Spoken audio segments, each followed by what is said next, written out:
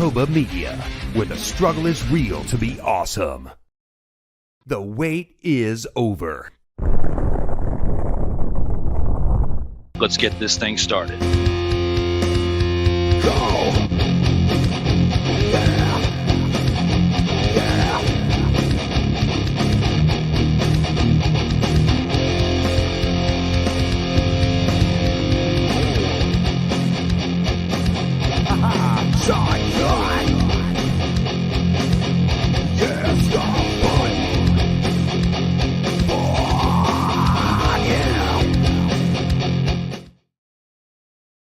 Welcome, one and all across the nation and around the world. I welcome you all to episode 116 of the In or Out Sports Debate. I am your host, Drew Willingham, and we are back for this special edition, 116. You knew it was coming, as we announced it last week, and we got two great guests that we have to announce right here and now. First of all, he is a professional PA announcer and a returning Vault of Fame inductee from a few weeks back, here for episode 116. Welcome back, the coach, Shawn Mears. Welcome back there, brother. Good afternoon, Drew. How are you, man? It's a pleasure to be back here on episode 116. Now I'm inducted into the vault. I feel a lot better. I felt some kind of way last week, but I feel better now. I'm glad you're feeling better, my man. It looks like you had a little bit of some time away with a little bit of vacation time I'm seeing there on the streams. Congratulations with that stuff there, too. It's always good to get away for a little bit, and I think you're going to like the update to the Vault of Fame here in a little bit when we see that before we get the show started. But with that being said, it's time that we introduce someone who has been chomping at the bit to come on this show and talk some sports with us tonight. We've got many of that to talk about. He is a former pro baseball prospect, spent some time in the minors a little bit. He could tell us some stories here and there with that, but some stories we could tell you previously is we're a part of this adult baseball team in this beer and chicken league, and he crushes it up there on the mound. He's the hefty lefty himself up there on the mound, commanding the strike zone. Give it up for my man, Marcus Putze. Welcome to the show, brother. What's going on, man? Thanks for having me on. Hey, anytime, my man. Glad that we can make this thing happen. As the three of us are here ready to rock and roll for episode 116. But we have to do one thing before we get this thing started. We have to pay homage to the Vault of Fame. Acknowledge me.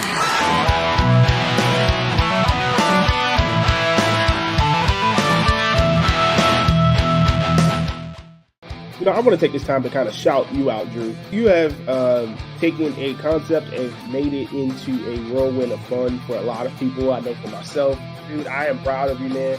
I want you to continue to do what you're doing. But the concept that you came up with, how much you put into it, how much you've changed it, how much you add to it, the work shows, man. So kudos to yourself. Round of applause for you, man.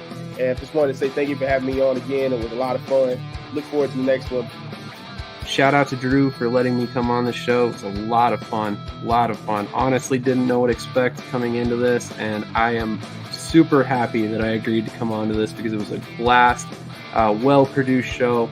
Honestly, extremely impressed by all the effort you put into this show, Drew. Thank you for having me on, and I look forward to coming back on in the future.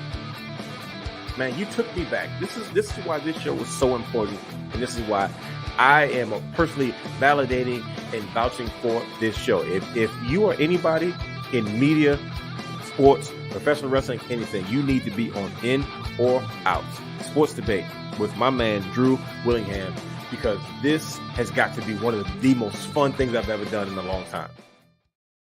Ladies and gentlemen, that right there is the In or Out Sports Debate Vault of Fame. Here's the leaderboard that you can see up to this point. 43 contestants / panelists have been on this show through 115 episodes. You can check out this show on Spotify, Amazon Prime, Google Podcasts, as well as download it on Mother, Father, and iTunes. You can also check out SIRTOBA Media here on Facebook, Instagram, Twitter, well, formerly known as Twitter, now X, YouTube, and at SIRTOBA.com, where the struggle is real to be awesome. We are here for episode 116. Shawn Mears, along with Marcus Putze, are here to get the action started tonight. Got 5 great rounds of action between baseball, basketball, football, you name it, maybe a little bit of hockey. Talk about that all tonight. With that being said, let's get this thing started with round 1. Round 1.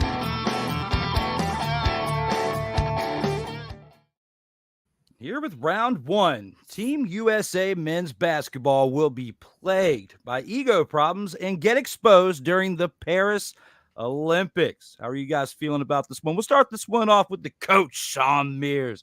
How's he feeling about this one? You going to go in, or are you going to go out on this one? I am all the way in.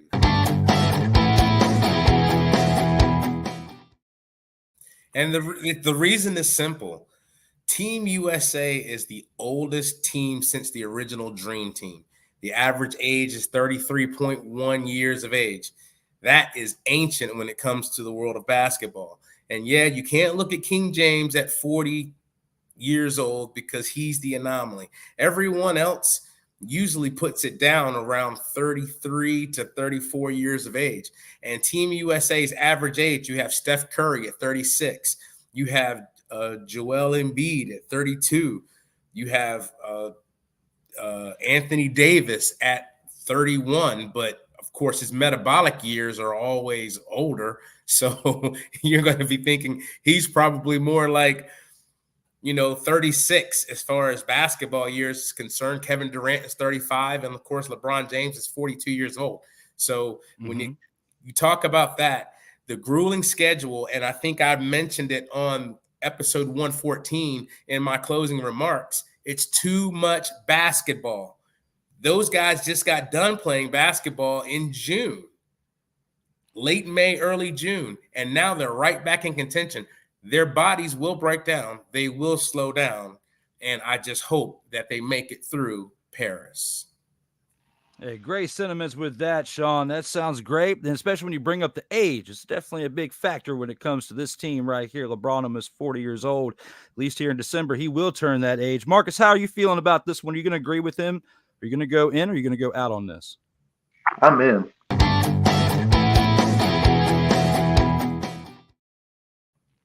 Now, I will say this to kind of bounce off of what he said. Don't get me wrong, there's some incredible talent on that USA team, but I caught a glimpse of the game the other night when they played, I think it was South Sudan.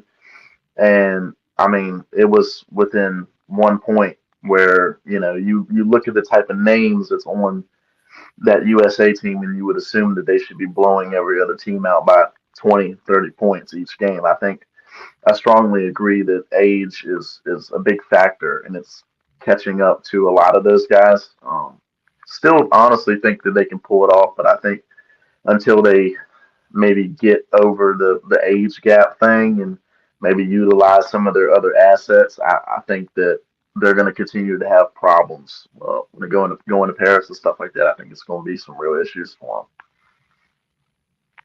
Yeah, I agree with both of you guys. You bring, great points to the table, and I can't go against this one. We're all going to agree on this. We're all in.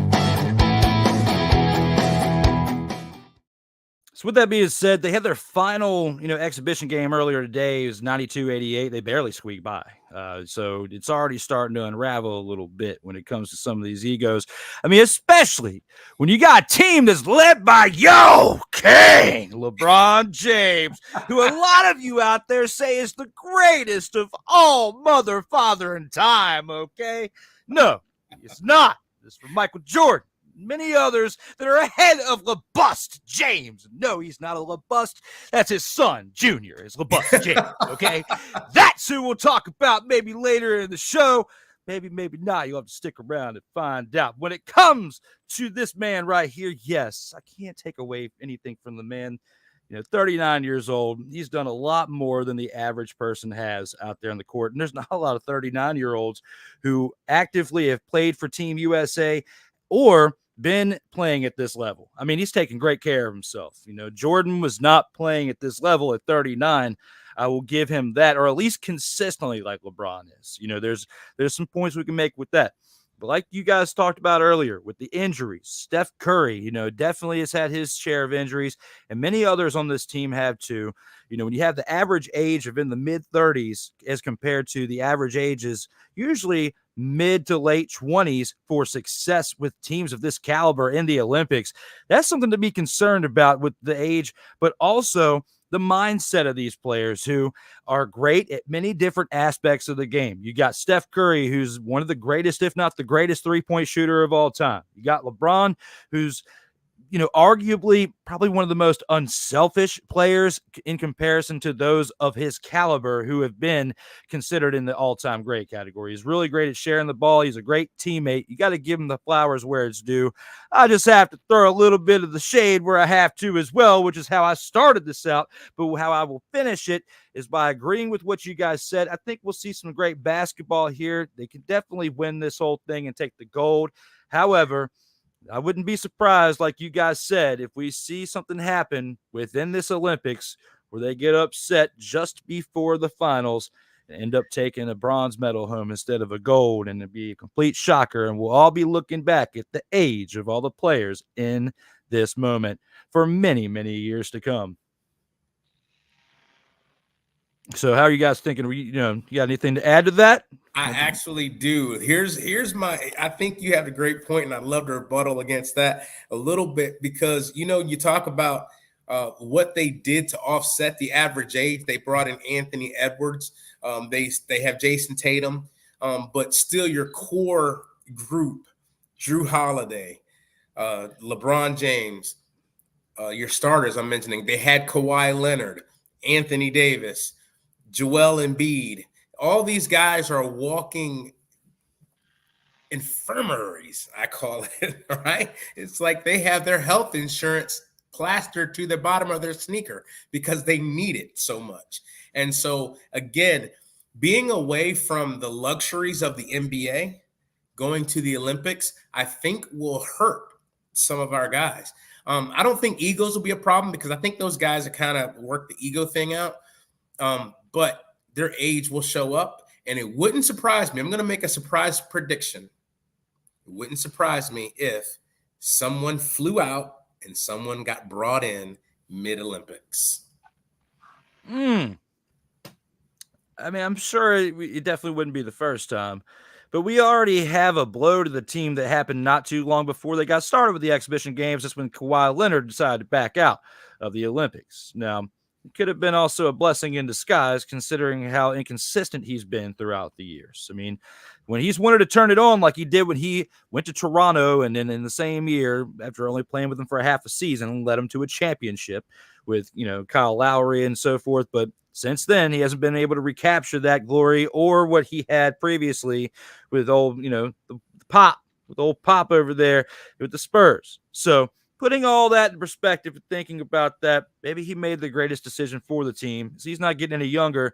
We're not going to see Kawhi Leonard playing at what Kawhi Leonard played back then at the age of 39. You have a better chance of with LeBron James, King, on the team than you do with Kawhi Leonard. So let's see what these guys got to say here in the comments. We got some decent amount of comments here in the comments section. Let's go ahead and bring them up right quick. And Mickey Delaney's in the house, says, let's go. Appreciate you being here, Mick. Thank you for tuning in, being here. I call Mick the comment cops out here policing the comment section sometimes, because sometimes there's some people like our man Ike doesn't give a fuck, who's in the house, who says, what's up, fellas? Well, what's up, Ike? We appreciate having you out here in the comments section. Sick Diggy also is here, says, move over, ECW. It's another triple threat Extreme Rules match here tonight.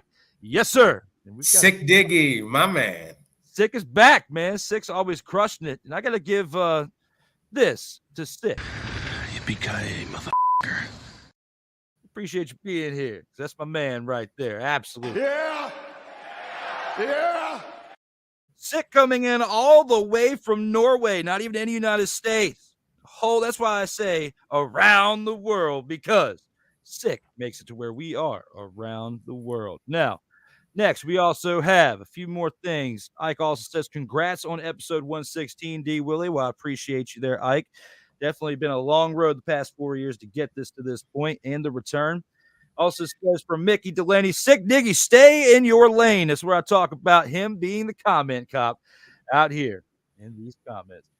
Ike, do not. Oh, wait. No, I'm not even going to read that out loud. You can read it yourself because I didn't read it before I clicked it. Ike says he's in with the USA. Braun will get great, but the others will flake. So I get to see if Ike's statement comes into fruition along with what we said with the previous topic, Ike and, all them going back and forth with the comments. But this one right here always gets me when Sick goes after Mickey with the Build-A-Bear, because his previous name used to be like Teddy Bear 5000. I can't remember exactly what it was, but it was, did you like the Build-A-Bear? I got you. Apparently there was something sent all the way from Norway to Mickey Delaney. This is interesting. This is where it gets great. This is where shenanigery is at its finest. Sick says, I'm in. Team USA is going to be exposed and proved to be over the hill. In fact, they're mostly rolling downhill, he says. If you guys are checking this out, SIRTOBA Media, make sure you subscribe now and never miss out on new content. And also, Mickey says, yes, I love my bear, Sick Diggy, and I love you too, my brother. We went from dropping F-bombs to the I love yous. You guys are doing great making up out here. Streams. Sick also says, how are they supposed to compete? Do folks think they're going to be like Rocky Balboa in the last movie? Well, if you watch the most recent Creed, Rocky wasn't even in it. So are you saying like disappear? Is that your question there, Sick? That's what I'm asking. What are you guys thinking in response to that? I think they will disappear. I think they're right. I think he's right. I'm with Sick Diggy on this one. Okay. Marcus, how are you thinking about Sick Diggy? You agree with this? You agree with what Shawn's thinking? Yeah, I'm in on it too. Marcus says he's in. All right, we're going on to what Mick has to say. Well, there's a lot of I love yous. We'll pass on to that. I would be surprised if they missed the podium. Ooh. Wow.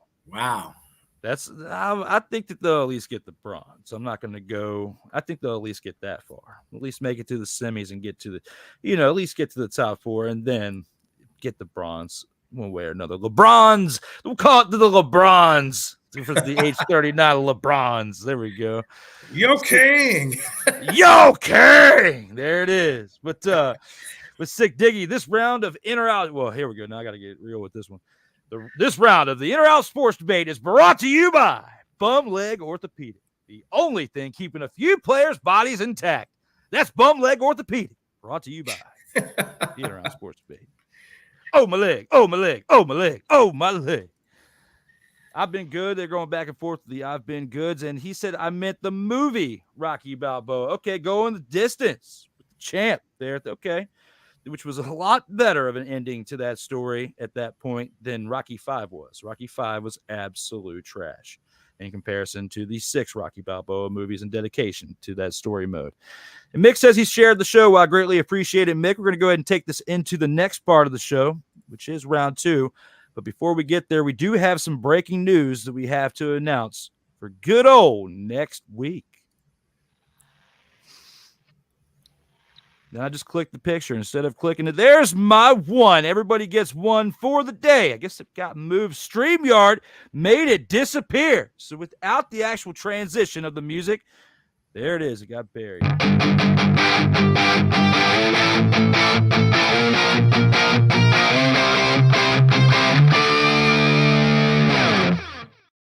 That's the good thing about editing. We can chop that part on out when it comes to live breaking news. We have to announce the next week will be potentially a trios episode again. We're still awaiting confirmation on the third person if she can make it or not. But if not, Corey Mann and myself will be going at it one more time for episode 117 next Monday at 9:05 p.m. Eastern, as we have another episode to get to. Them talking professional wrestling. It's almost SummerSlam. We're going to be talking about that next week and more on episode 117.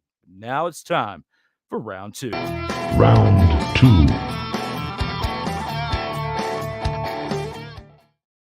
And here with round 2, recently the MLB All-Star Game was in effect. And with that being said, MLB purposely makes players wear the ugliest All-Star Game uniforms to increase social media engagement. With that being said, we'll start this one off with Marcus. How do you feel about this one there, my man? Are you going to be in or are you going to be out on this one? Man, I'm going to say in.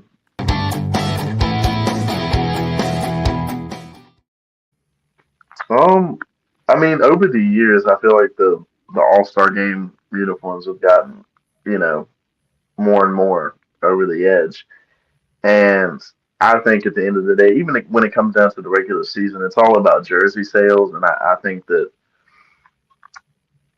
people are gonna buy, especially with these new players that came in. You had a rookie starting. You had Paul Skeens, starting on the mound in the All Star game, and I think it's a big, money making thing that goes into play with it. So social media as well. I feel like they're doing it to attract attention and attract different crowds. So I mean, it could. I mean, I might be wrong, but honestly, if I had to think about it, looking at the old All Star uniforms, it was a lot more simple, simplified. And I think now they're even with the City Connect uniforms that they're having during the regular season, it's turning into like a fashion show, and instead of taking away from the purpose of the All Star game is to give the people the best show possible. Yeah, I mean, absolutely. You got to look at the entertainment value of that. And Shawn, it's your turn to come back with. Are you going to agree with this one? Are you going to go in, or are you going to go out? I'm going to go out, and I'll.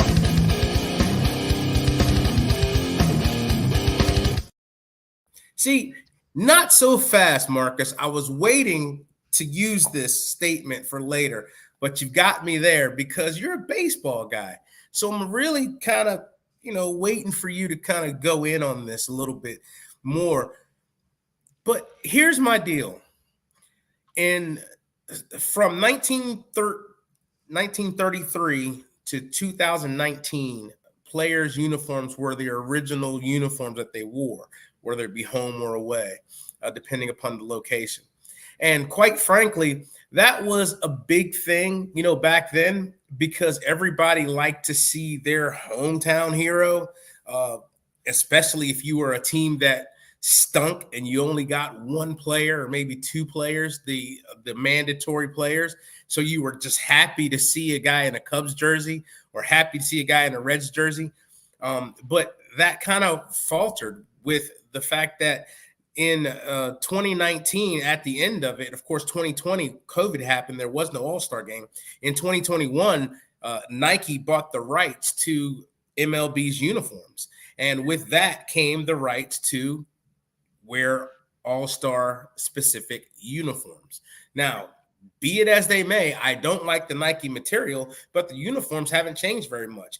Actually, we're talking right now of the 34 major league teams, 26 of them haven't changed their uniforms in over 2 decades.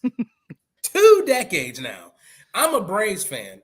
By God, it's time for us to change our uniforms. I was so happy when they came with the alternate red uniform just to throw a splash of color in there. But you have to do something to change. There are some teams that haven't changed their uniforms since the beginning of time. So I'm liking these City Connect uniforms because at least it gets a little break from the monotony. The problem that I do have is I'm a traditionalist with certain aspects. I don't like the black or the navy blue dark pants. Something about black pants and navy blue pants that they've been wearing these uniforms, the color rush uniforms, I don't like those. I'm a traditionalist when it comes to pants, white pinstripes, gray pants, gray pinstripes, no pinstripes, but I like to see a little dirt on the uniform. Well said. Both of you bring up some really great points. Before I give my take, Marcus, do you want to give a rebuttal to him with what he said? Because he did disagree with what you had to say. No, honestly, I think we're both mutual in that. I'm very, traditional when it comes to certain aspects. I do like the idea of, keeping, because we bring it up all the time for the chicken and beer league. I don't like, how Craig likes to do the dark pants. I like keeping it traditional and white pants. Now, I would say this with like some of the City Connect uniforms, doing the matching pants, like the yellow on yellow and the navy blue on navy blue. I think that's a little over the top. Now, if they would keep traditional white or gray baseball pants with the uniform with the tops, I would see that being a lot better. Now you mentioned back in the day, like one of my favorite All-Star years was I think it was '95 when they had like Kenny Lofton and Jim Thome and I think Ivan Rodriguez and all that. And it was cool, to see watching the replay of that. It was cool to see, all the different home uniforms and stuff that they were wearing. It added some some pizzazz, I guess, to the game, and you want to root for your home team. But I feel like as long as they don't get to an extreme level of like the color matching pants and stuff like that, where it looks like almost like a circus, then I think it will be fine. But as long as they don't exceed more than what they've done this past time, I think we're good. So we can kind of mutually agree on that, I'll say. You're making us look like the damn Savannah Bananas, every team. So we got Marcus says in, Shaw says out. Even though Marcus can see where Sean's coming from, they disagree on this. So there's one person here and now that has to tip the scales because one is in and the other is out. That's the beautiful part of having a trios edition. With that being said, I'm going to have to go in. All right. Let's take a deeper dive into this when it comes to these uniforms. Are we playing baseball or are we having NASCAR out here on the diamond? Because it looks like you got two sets of uniforms, and one of them especially, the National League, it looked like they were at the wrong place. It looked like they were ready for a NASCAR event, it looked like they were part of Days of Thunder from like the early 90s. That's what I thought. They were straight out of the movie Days of Thunder. They were not here to play baseball. I'm not with the way that uniform was. However, I do see Shawn's point when it comes to you do need to spice some things up with some different color schemes. You do need to change some things up, but you can do it in a different way. I'm not really a fan, like Marcus said, of the dark pants, and especially when they're matching the exact shirt or the exact jersey that you have. And especially the color black doesn't work when it comes to baseball in the light of blue and the other one. What was this even other color? You have blue, and what was this other one? Let's pull this unit back on up. This is the other one that really throws me off. I don't even know how to even say what kind of color that is. If that's like a dark orange or whatever, I don't know. Just the color scheme makes them look like they're a part of a different sport than they are a part of baseball. This color scheme does not work for baseball uniforms. I was more of a fan of when they actually used their own team's uniforms, and it looked, they were representing their own team. That's the whole point of being an all-star. Just like in our beer and chicken league, just like in other different divisions of this game we know of baseball. I think it needs to go back to that rather than trying to change up different uniforms, because I feel like they are making the ugliest sets of uniforms just for us to have something to talk about, which, I appreciate it. It's an easier topic to culminate for this show, but I would much rather talk about something else than the damn uniforms out here in these streams. That's just how I feel about it, but I have to agree with Marcus when it comes to this topic right here on the ugliest uniforms. But again, like he said, I do see where you're coming from, Shawn. It's definitely a good point that you made. And we'll have to see what transpires between now and the future when it comes to the MLB All-Star Game. I'm more of a fan of, like I said, the old school setup where they were rocking their own teams, whether it was the home uniform if they were the home team or the away uniform if they were the away team. That, to me, is the best part of representing your team and what you were elected to do to represent that team because of your accolades to that point in the season. Agreed. So definitely well said, fellas. We've gone through two great rounds so far. Let's see what comments we got before we go any further. Sick Diggy says, my question would be, how does it increase social media engagement?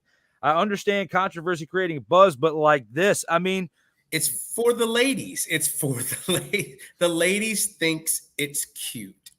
Oh, these are nice uniforms. It's all about getting more people involved and getting people of other nationalities, other gender types involved. And with respect to all of that, it's doing its job, because I have this great stat, ladies watching baseball has risen in the last 4 years by 16.2%, according to Nielsen. Something's getting them to watch. It's either the guys or the tight uniforms, or it's the color schemes. Between that, and I'm still tripping over you bringing up that average cricket's annual salary. What was it? It was $5.2 million for the average cricket player. We're chasing the wrong dreams. You play cricket, $5.2 million to average. You could be the lower part of your team and still make $5.2 million. That's absolutely insane. But I love it out there at the same time. Ike also says, out. It doesn't matter.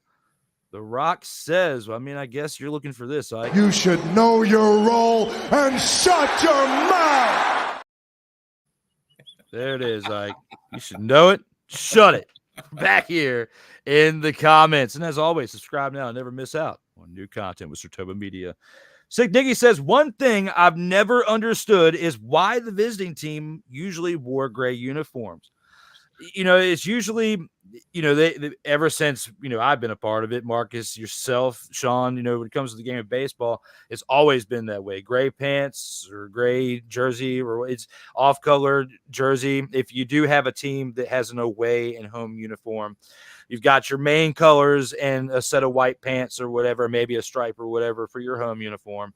And then you've got an offset jersey with your still same number, but with gray pants for your away. I mean, it's since the beginning of time, and since I've known it in my 37 years here, it's been that way. So unless they change it all the way around, I mean, in your lower divisions, all the way on down to school ball and then the youth and Babe Ruth, they even call it that or whatever anymore for the younger kids. It's always going to be that way until they make any changes. But I mean, my thing is, if it's good for the game and it works out, if it's not broke, don't fix it, leave it alone. And that's just the way it's always been for baseball. It distinguishes who's the away team, who's the home team. So mainly for spectators, it's easy for them to distinguish who's home and who's away, and no, not more so for the players, because the players already know who's home and away. They're playing the game. So it's more so for spectators at that point there, Sick Diggy. The Savannah Bananas, more like their opponents, the Party Animals. That was great there, Sick. And when it comes to sports with a little bit of shenanigans, you're in the right place.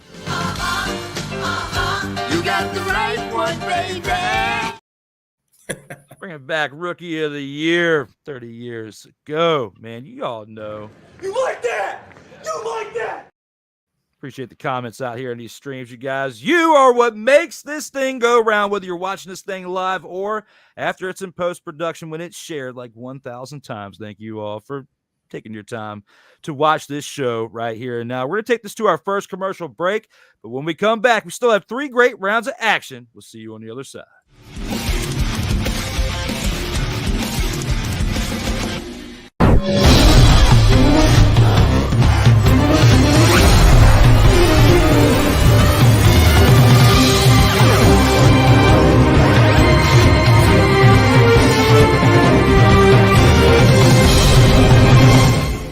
Hey, Eagles fan, join my man Cool McCain and a host of others as they break down every single game, every single week in an objective manner, and also from a fan's perspective as well. Remember, this cast feels just like you. Nobody likes you. And you don't care. Fly, Eagles, fly. Eagles Elite Podcast, every Wednesday at 8:30 p.m. Eastern on YouTube and other podcast outlets.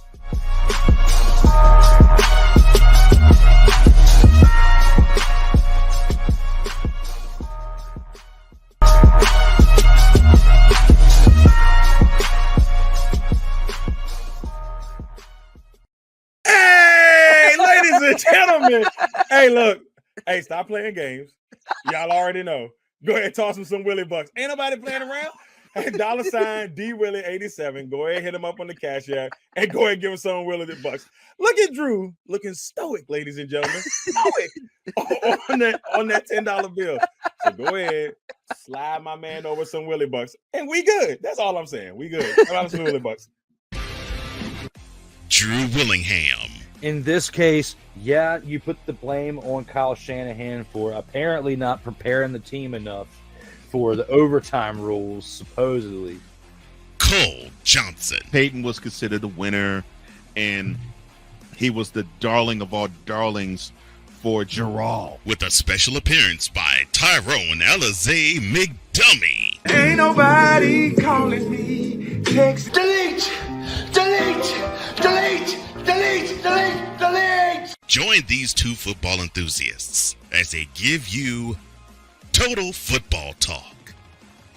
Live every Monday at 4 p.m. Eastern, 3 p.m. Central on the SIRTOBA Media and the Comey Media YouTube channels.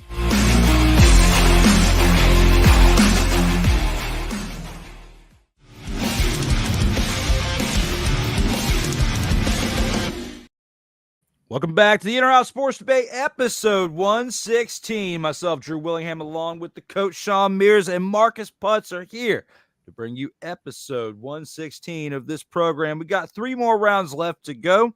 We'll go ahead and check that out now with the start of round 3. Round 3.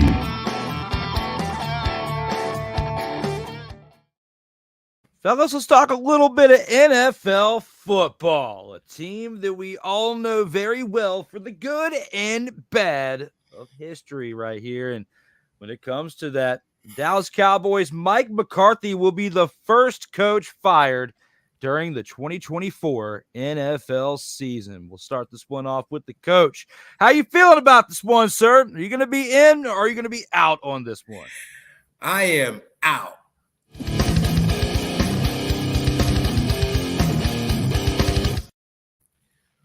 Whoa, not so fast, Drew. And let me tell you why.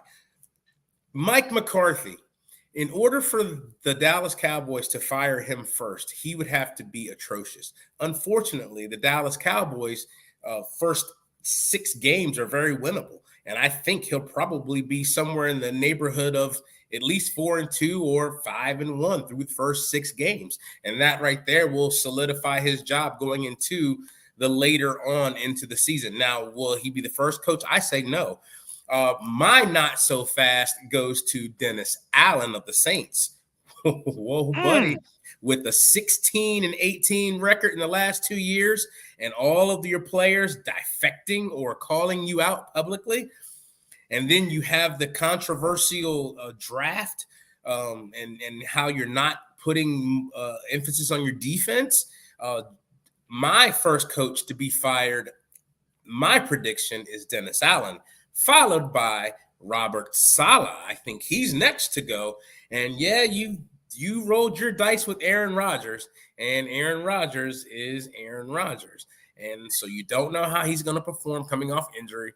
You don't know how the rest of the team is going to perform. You can talk all the talk that you want to talk about how great that defense is and all of this, but this is the NFL. And you have to score points. And if Aaron Rodgers can't get it together long enough off of injury, which a lot of people are saying, well, we don't know how he was going to look. And I'm glad he saved himself from himself last year and not trying to come back for nothing, just to prove everything that he can play off of injury. Let me remind you, as a person that has an Achilles injury or had an Achilles injury that was surgically repaired, you still, in the back of your mind, you just don't know. You just don't know. Every twinge, you're going, oh. Every jump, you're going, oh. And then you're wondering what happens. Aaron Rodgers has a lot to prove. And Robert Saleh, unfortunately, is the scapegoat out of this one, because the New York media will have him for lunch. And if you, of course, you, Drew, have watched most of his press conferences over the past offseason, he's atrocious in front of the microphone. He needs to hire me, the professional PA announcer, to talk for him. But that's another day. He does need somewhat of a spokesperson in order to get this, the ship sailing right when it comes to his media endeavors. And one who has suffered, an ACL injury and has not had his surgery repaired. At some point, I'm going to have to get some work done with that. There's a good baseball story I could tell you off the air. So I've already talked about it enough on the air. Don't want to take up the time tonight to discuss it, as it involves stealing home and big man stealing home in his 30s. No, it's a good story. We'll talk about it later. But here and now, when it comes to round 3, Marcus, how do you feel about this? Are you going to go out and agree with Shawn, or are you going to disagree and you're going to go in? God, this is a personal attack because I'm a Dallas fan. But I'm gonna go with out on this one.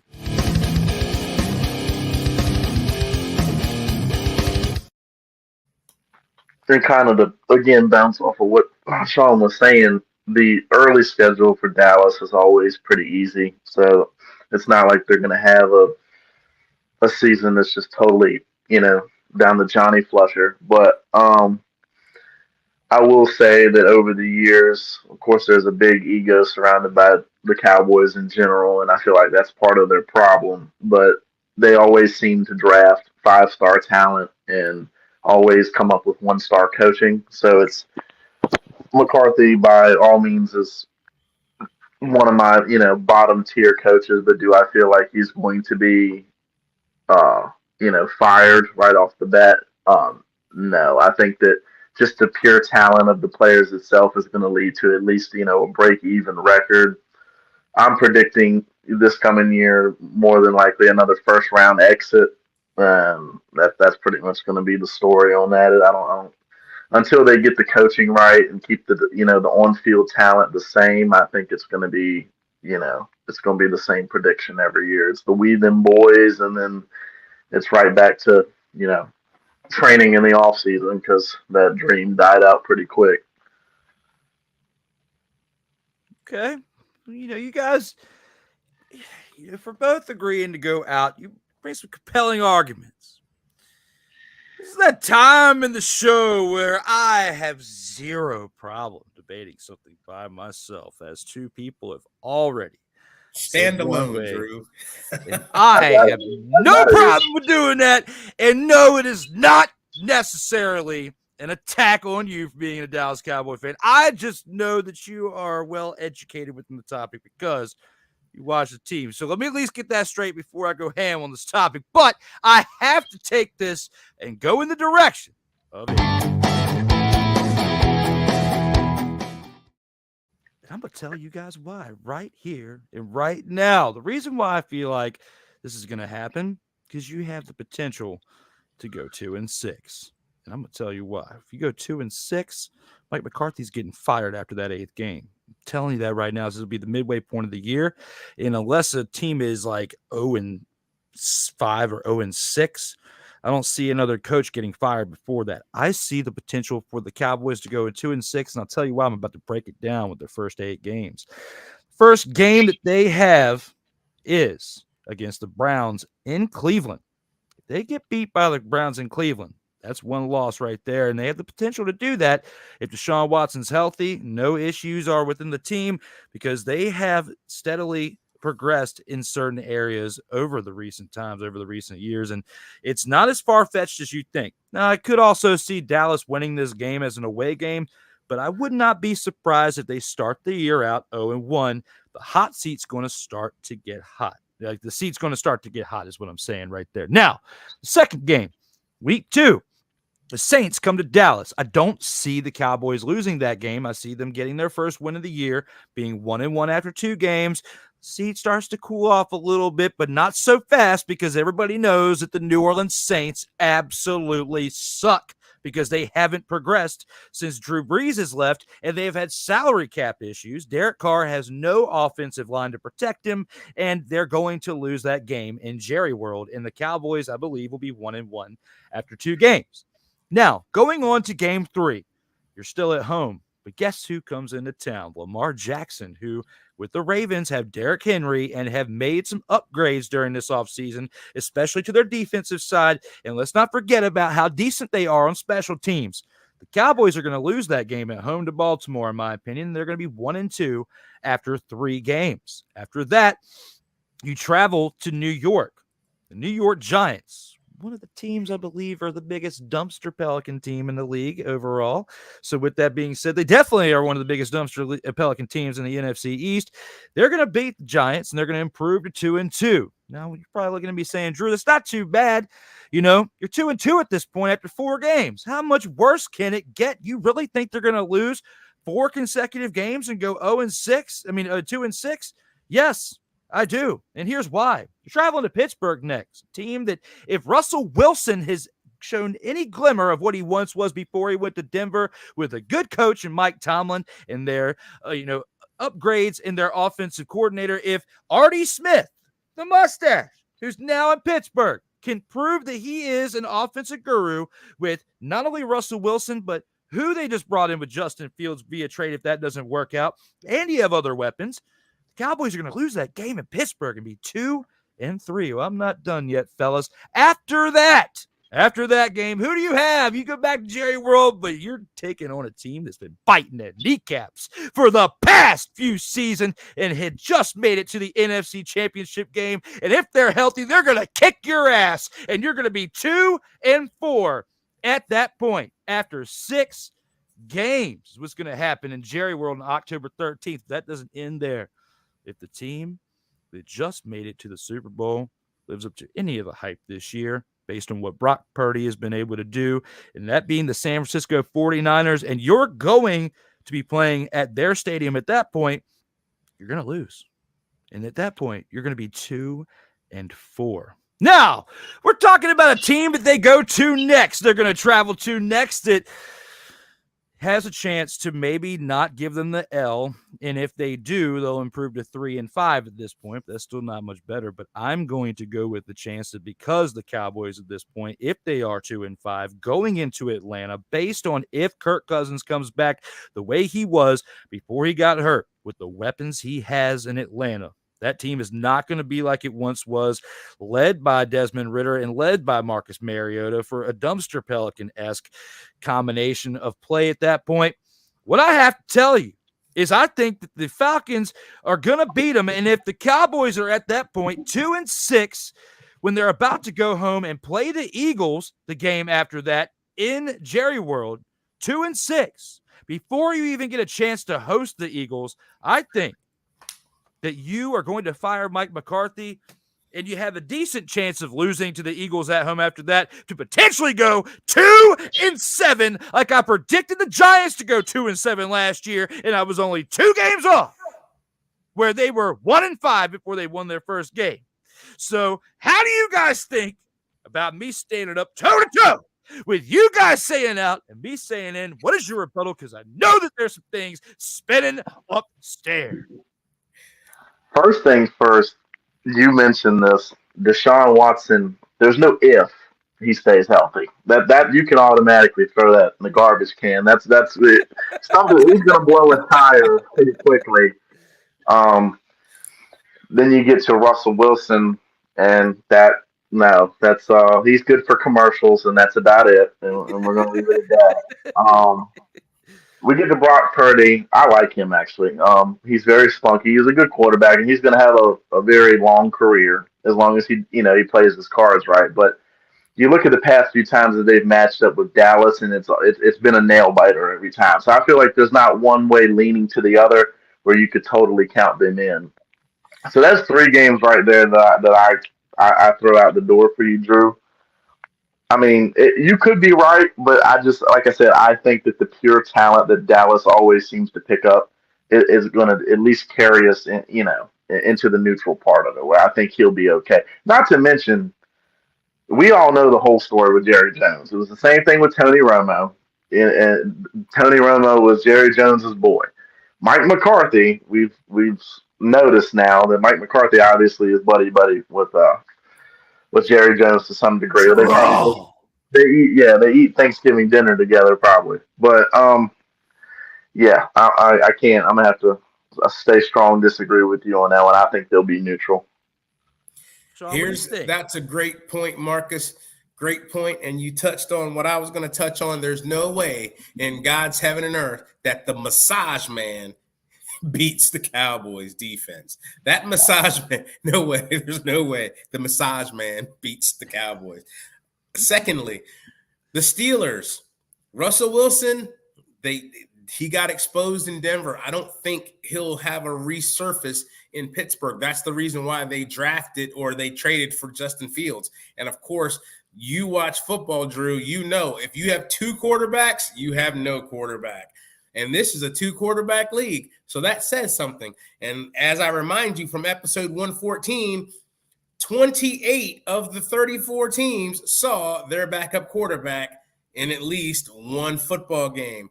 That says nothing for the Pittsburgh Steelers or nothing for the Atlanta Falcons, which Kirk Cousins is coming off of the same said injury that Aaron Rodgers is coming off of. He's not a scrambler. He's not a mover. And you're in the NFC South with those guys are coming at you all the time. I don't think he's going to be there. And Michael Penix with this left-handed flicked throw. I never liked left-handed quarterbacks. That's just me coming from my days of coaching. Something about a left-handed quarterback, their spin, everything is different. They talk about it with Tua Tagovailoa down in Miami. The spin is a lot different. Odell Beckham talked about how he had to get used to it. Tyreek Hill says he likes slants because he can see the trajectory of the ball better than the long, deep ball from that left-handed spin. I don't think the Falcons are going to be much to reckon with this year. I give the Cowboys 3 games back. And my ultimate question to you, Drew, is if you fire McCarthy, who do you go get? Everybody's taken. I'll wait. Well, there were some reports about Jarrell liking the hoodie. Okay, now I'm not saying the hoodie's going to come in during the year, but during the 2025 offseason, we could see the hoodie get one last chance in the NFL at the age of 73 or 74 at that point. Now, that it's pretty far-fetched, but if he's going to go anywhere at this point and come out of the booth or whatever he's going to be doing on the offseason, is going to be to go coach with Jarrell because Jarrell and him are friends. And I said, you probably wonder, why do I keep calling Jerry Jones Jarrell?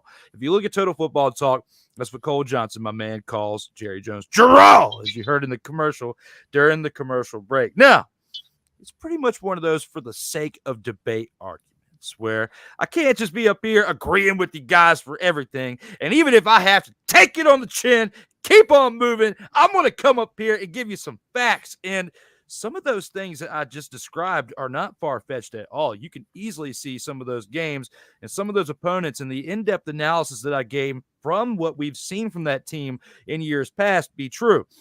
Chances of all that happening consistently in a 4-game stretch, easily you can't argue that the first 4 games, you could easily see them go 2-2. Like that was definitely spot on. And then they maybe go on a run after that. But I do see them potentially getting upset by the Browns there.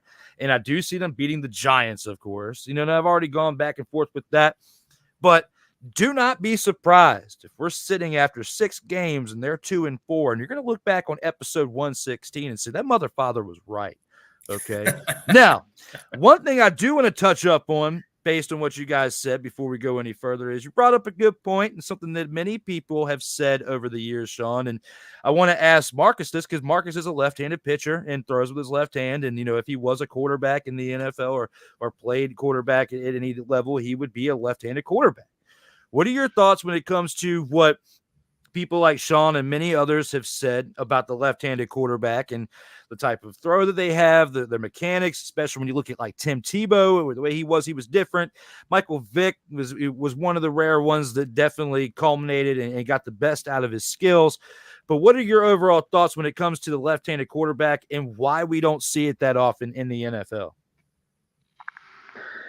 Well, of course, this just goes across all sports and just life in general. You don't see left-handed people that often. It's a rare commodity. But I will say, of course, Michael Vick, in my opinion, was ahead of his time. He was a wizard, some people would call it. I think that, yes, it's not traditional, but if you take Tim Tebow, of course, we all know the story with Tim Tebow. Tim Tebow was probably one of the most dominant quarterbacks in college football. He was a threat. People were afraid of him. And, of course, inevitably, his NFL career got cut short because of what he believed in. But, that's a different topic for a different day. But I feel like if you're a left-handed quarterback and you have that spunk, almost like that Lamar Jackson thing, where you're not scared to run the ball and to make a go for yourself, and you're not strictly relying on your receivers and your running game. I think if you're a left-handed quarterback, you can easily have a one-up on a traditional standpoint with like a right-handed quarterback. Well said. Shawn, he had a pretty good response to that. What are your thoughts when it comes to his response to basically you and your thoughts and everybody else who shares similar opinions when it comes to the left-handed quarterback? Marcus is spot on with his analysis. Again, I struggled when I played baseball against lefties because everything looked weird. coming out of their hand, and the ball moved just a little bit, more than, and you're like, man, and then you have to get used to it. And so it's very important to have those guys to have as much rhythm and connection and chemistry as they can. It takes years to develop NFL chemistry. You can't just get it all through one training camp. We've seen football teams go through multiple different quarterbacks. We just talked about 28 different teams have 2 quarterbacks in there. And if you're going with the right-handed quarterback one week and the left-handed quarterback next week, things are going to look different, especially from the offensive standpoint of how you call your plays. Of course, a lot of quick game was what I called when I was an offensive coordinator. I called a lot of quick game, and that means you get the ball out of your hands fast. You snap and you throw. And sometimes left-handers have to adjust themselves a certain way to throw. They have to get their shoulders square, and that little half second poses a problem. If you've watched Miami Dolphins, when they run quick game, they always run it to the open side, and it's something that they've gotten a lot of defenses have adjusted to because they know Tua struggles with flipping of his hips. And I'll make one more bold prediction. He's gained 16 pounds since last season. Is he going to be able to flip his hips and throw that ball as quickly as he did before? I don't know. Not so fast. That's a good point right there, especially when it comes to Tua. And it's, had he not had his issues with, the concussions, we might be seeing a different story right there when it comes to that. And I think a part of his issues with his hips, because he wasn't completely like that when he played in college. He's taken a beating, towards the end of his college career and even in his first couple of years in the league, that we have to attribute to that's probably adding towards his problems with his hips, because it's not like he's in his 30s and that's an excuse of him getting older in the game for us to say why he's having an issue with his hips. But I do agree with you on the blindside part with that. However, it's a good thing to throw in a lefty here and there. Lefties, when it comes to in sports, they're more known for dominating in the game of baseball, okay, just because of their natural curve and the things that they can mix up within their rotation of pitches in comparison to the last really great left-handed quarterback that we could say that we saw in the NFL was Steve Young. Really, like consistently, who was an MVP, led the team to the Super Bowl. I mean, you, of course, had Boomer Esiason, who had his short run, but he didn't get a Super Bowl ring in there. And then we've had some other flashes, like with Michael Vick, but he was a dual threat. And then who we might have a different conversation now had he not ever gotten in trouble and could consistently have played in the league and improved to where he had that one great year in 2010 with the Eagles. But throughout time, whether it be Tua or others, we've only seen flashes in the pan of greatness from left-handed quarterbacks. If you took Steve Young out of the equation, there's not many others that you could say that played on a level like Steve Young, MVP, championship, and so forth that he has, and which is why he is a Hall of Fame quarterback. Now, will we ever see a change in this? I believe so. There's a lot of great talent that'll continue to come into the league, and as the game evolves, who knows? Somebody else at some point can rewrite the history books. But today, in this moment in 2024, as we're talking about that situation right there, that's a good topic you brought up there, Shawn, that we were able to kind of make into an extra bonus topic into the show that we can make some cuts and shorts out of, from now to the end of time. As I'll definitely cut some things out of the show. But speaking of some things to throw in to add to the fire, we got some more comments here in the chat. And Sick Diggy says with this, I'm out. Jerry Jones isn't going to let Pennywise go unless it's completely and absolutely necessary. Then again, anything could happen in this upcoming season. If Mike McCarthy is fired, then Tyrone Alizé McDummy is going to drop a new single called I Miss You, Penny. And those of you wondering who Tyrone Alizé McDummy is, you'll have to go back to the Total Football Talk commercial to refer to that clip in that commercial right there that we displayed after round 2 earlier. Now, Sick D also says, and it could top the billboards. This single right here, I Miss You, Penny. As always, when it comes to SIRTOBA Media, subscribe now and never miss out on new content as we continue to evolve from now into the future. Sick Dicky also says, Shawn, that's a nice nickname for Deshaun Watson. I just refer to him as Mr. Happy Endings. From the massages to Mr. Happy Endings. It's always great out here in these streams. Ike doesn't give a fuck is back and says lefties are awesome in sports. Yes, I mean, they definitely are the wild card. And in baseball, we've seen probably the biggest dominance of anyone that's left-handed in the game of baseball. Marcus can attribute to that, with not only being biased because of his love for the sport, but, from growing up and being a part of it as a left-handed athlete, could probably say that's what he's seen on his side. Well, like before, I was a pitcher. I was a catcher for many years, and people always look down on left-handed catchers. And, I would say from the ages of 12 to maybe, not even 12, I would say from the ages of maybe 9 to 14 or 15 years for travel ball, I would, hold my own. I would consider myself a above average catcher. But, once you got up to that age where scouts started looking at you or started coming out to your travel ball games, they pretty much broke it down in a respectful way, but they just said, look, there's not really any left-handed catchers in the minors. There's no left-handed catchers in the pros. It's all about, that throw behind the runner or behind the bat or whatever to third base. But again, I feel like it's a case-by-case basis. If you can be one of those lefties in any sport, baseball and basketball are like the two big exceptions where I feel like it doesn't matter. If you're left-handed in baseball or you're left-handed in basketball, you're anyone decent, you're going to excel. Like basketball, being left-handed for basketball is very hard. It's very hard to guard, especially going up to the basket and stuff like that. If they can't figure you out, I've seen guys that were above just baseline players in high school, but they were left-handed. And I don't know how many times I saw teams have problems, just guarding the easy layup because they didn't know how to position their feet right. Football, now we go back to the thing on football. Football is more of like, I'd say a case-by-case basis. Either you're going to excel as a left-handed quarterback or not. There's not going to be any in between. You're going to have that rare guy that's going to come out and be something spectacular. But besides that, it's a case-by-case basis as far as football. Absolutely. You said it far better than we could because, you're the one who's experienced it in your time growing up in sports.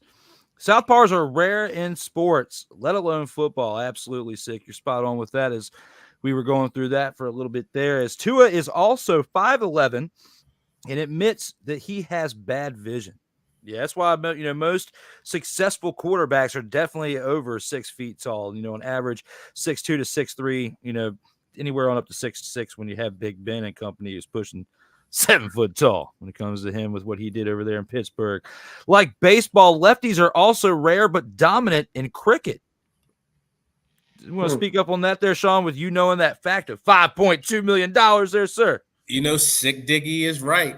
In cricket, the most powerful, I don't want to call them home run hitters or not home runs in cricket, but, knocking the ball out are the lefties. And a lot of those guys, when they come from that wind-up spot to hit that bounce, they bounce the ball in. For some reason, those lefties, they just knock the crap out of the ball. And it's one of those sports that I'm definitely going to go get me some tight khakis and a polo shirt. And I have to try this thing out when it comes to Richmond. I have to try it out. Yeah, I'm going to try this thing out too, man, because $5.2 million. You got tight khakis? I got them, but I don't know if they look the greatest. But, I've been dropping some pounds out here in these streets. We'll have to see what's happening when it comes to this game of cricket. Might have to get up for a game and see what's happening. But when it comes to also, Six says, we've seen plenty of southpaws in combat sports, boxing, kickboxing, Muay Thai, and MMA in particular. He also says, if I'm not mistaken, but Randy Poffo, a.k.a. the Macho Man, Randy Savage, transitioned into a southpaw when he was a minor league baseball player after a shoulder injury. Yeah, Sick Diggy. He did. Nice. He did. Unfortunately, he didn't recapture the glory that he had as a right-hander, and that's what led to him becoming a professional wrestler, as his father was already in the business and, helped him transition over from former pro baseball talent into professional wrestler. They're called batsmen in cricket at Shawn Mears, while the pitchers are called bowlers. And I heard your "ooh yeah" in the background. There it is. My bad. It came in. The streams brought it in a little bit late as I was talking with the next one, but they're called batsmen in cricket, while the pitchers are called bowlers. Thank you for that. Yeah, that's. I wonder if they ever made a cricket video game. I kind of want to go back and see this unit right here and see how it is. I'm sure they have on one of the older systems. But guys, we've gone through 3 great rounds so far. We got 2 more to go. We're going to go ahead and take this into the next round, with that being round 4. Round 4. And here with round 4, Brett Hall is the greatest athlete to ever wear the number 16 in all of sports history, with episode 116, the By the Numbers segment being here. How do you feel about this one there, Marcus? We'll let you go first with this. Are you going to agree with this statement with Brett Hall? Or are you going to go in, or are you going to go out with someone else? I'll say this. I'm not going to take too much time with this, so I'm going to say out and keep it.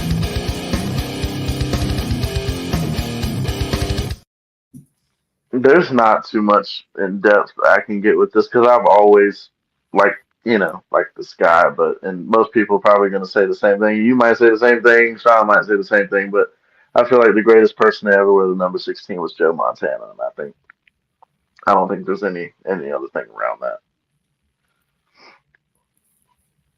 Okay, so that's how he's feeling with that. Shawn, I already know what you're going to do.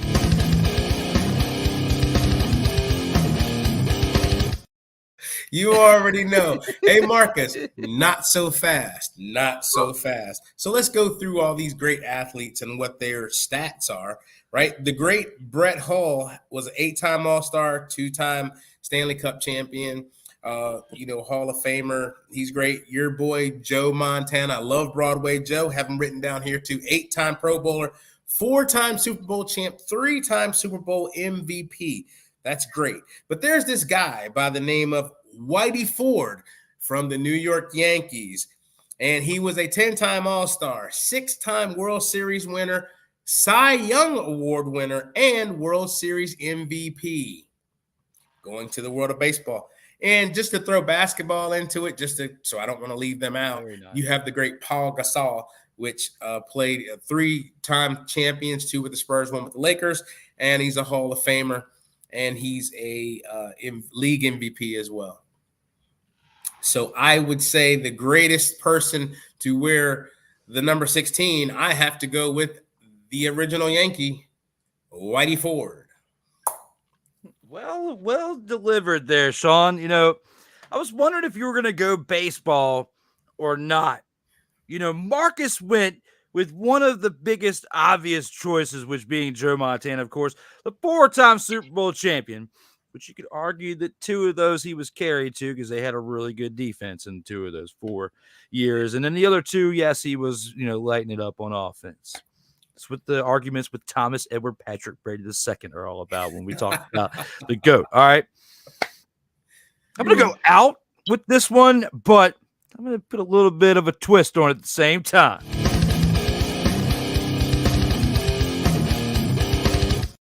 I originally sent a funny to these gentlemen when I first sent them the topics, talking about there would be a different round 4 topic and a different person.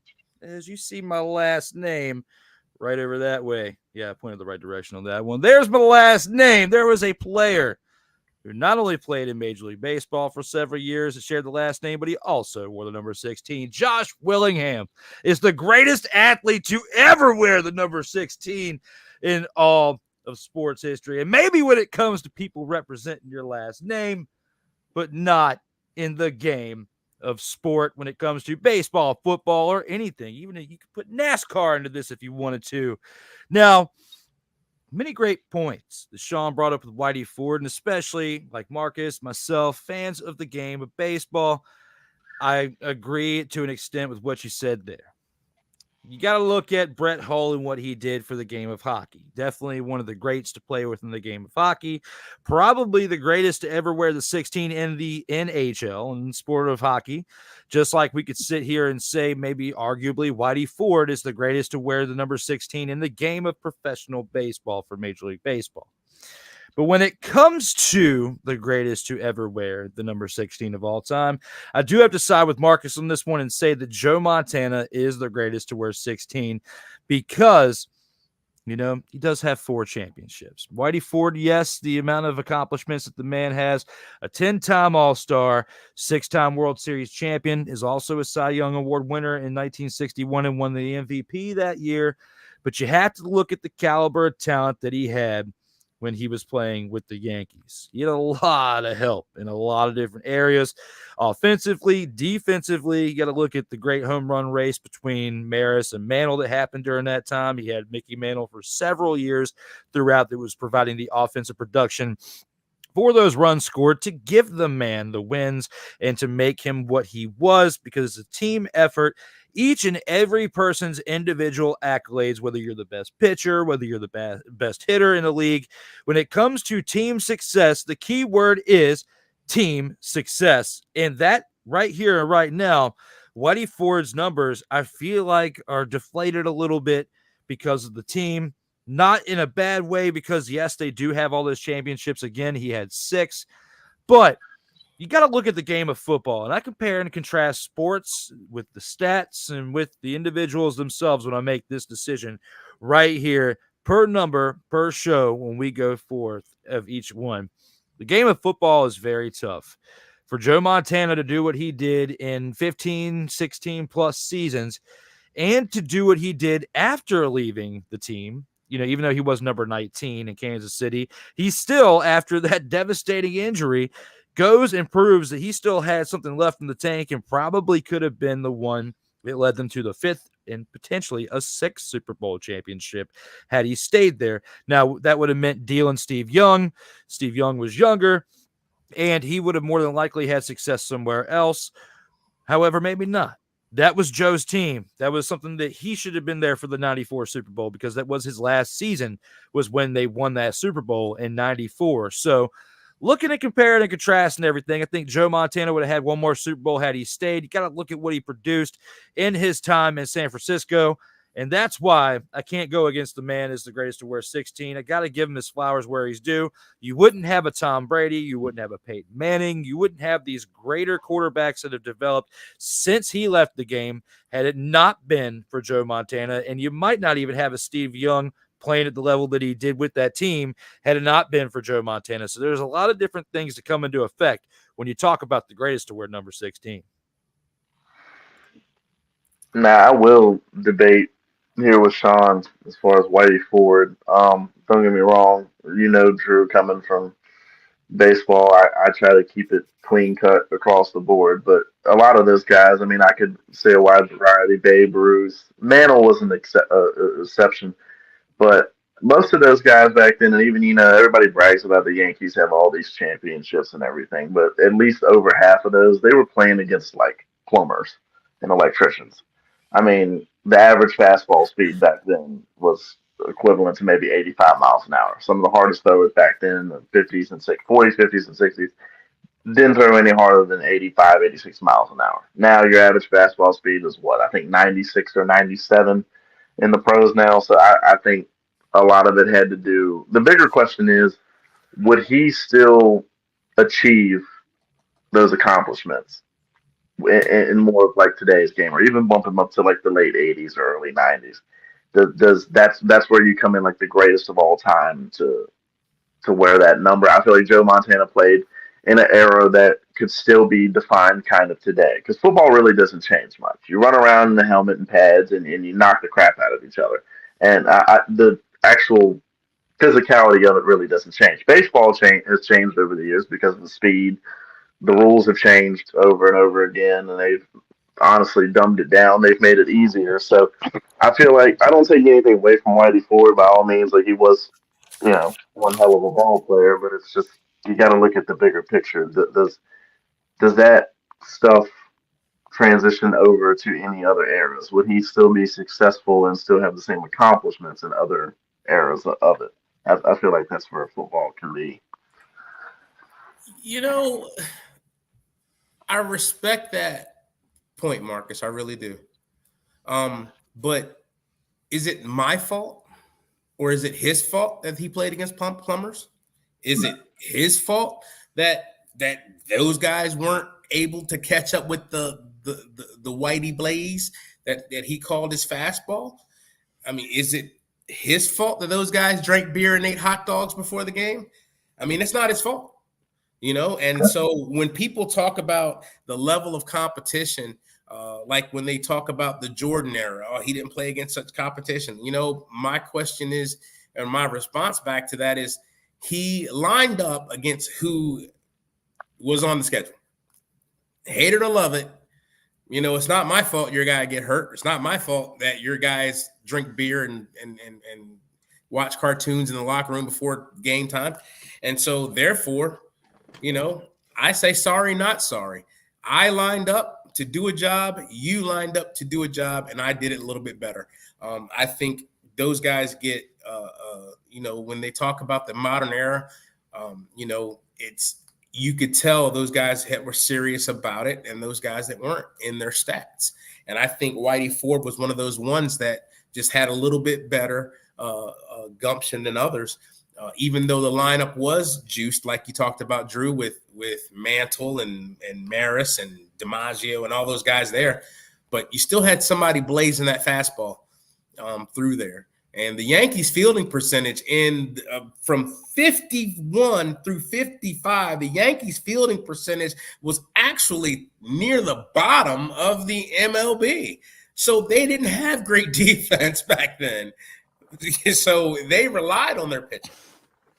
Absolutely. You got to look at that. And, you guys bring up some great points, but I do have to at least say with what Marcus said here, I do have to say that, the game of baseball has gotten harder, over the years because they're throwing harder.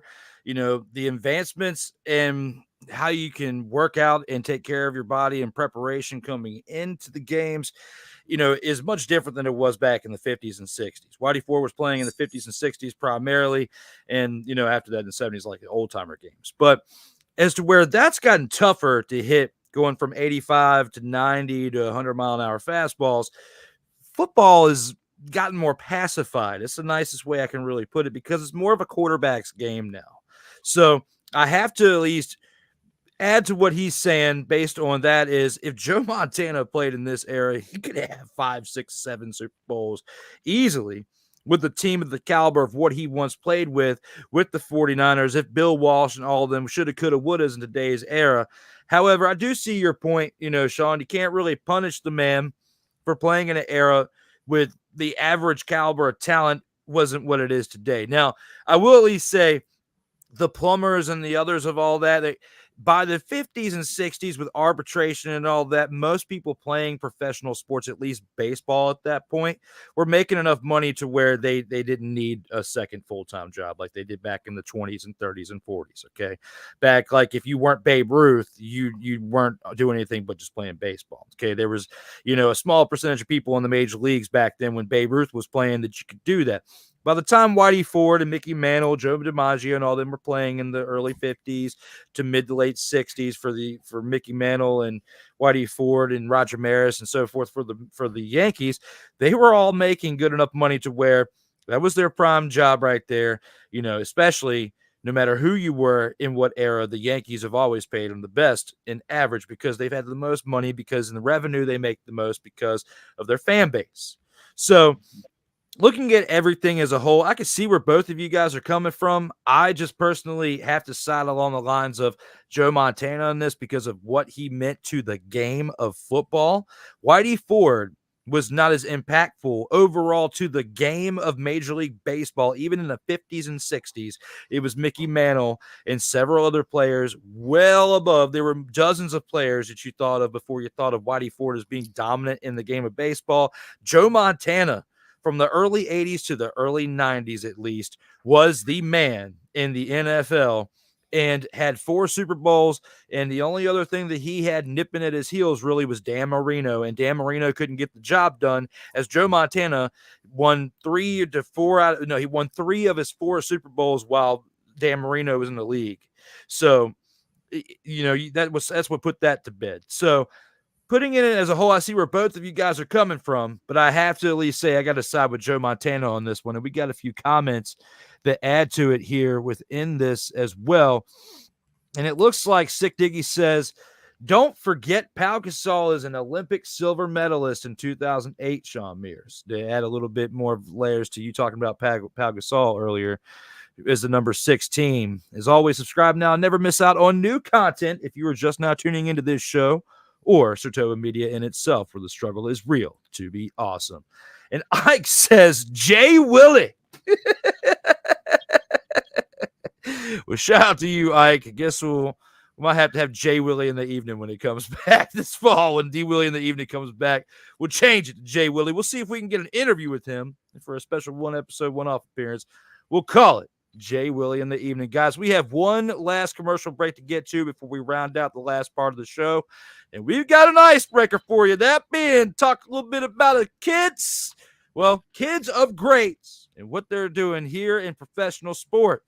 We'll be back here after this last commercial break.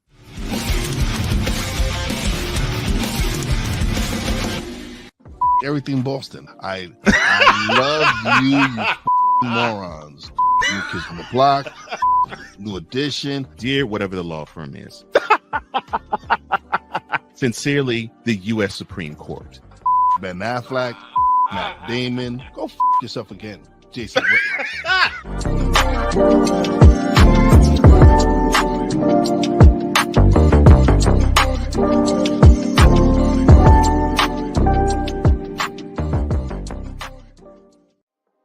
In a world where chronicles of the past are brought to the streams, whether the content is relatable or completely beyond your realm of life, there is no shadow of a doubt that this show is absolutely full of shenanigans. Get ready for D. Willie in the evening.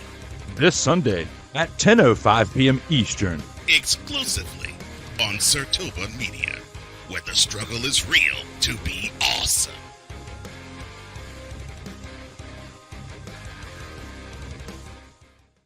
Whether it's news, the largest egg producer finds bird flu in chickens at a Texas plant, weather, devastating tornadoes rip through the heart of the United States, inspiration, a breast cancer survivor completed the journey of chemotherapy, and now begins a future one of matrimony or sports. Michael Jordan is shown on a photo with Diddy. LeBron James has a video extolling the virtues of a Diddy party. This has been yet another beating a dead horse presentation. We got you covered. BS3 Network, in association with Comey Media Incorporated, proudly present The Morning Shift with Cole Johnson. Live every weekday at 8 a.m. Eastern, 7 a.m. Central.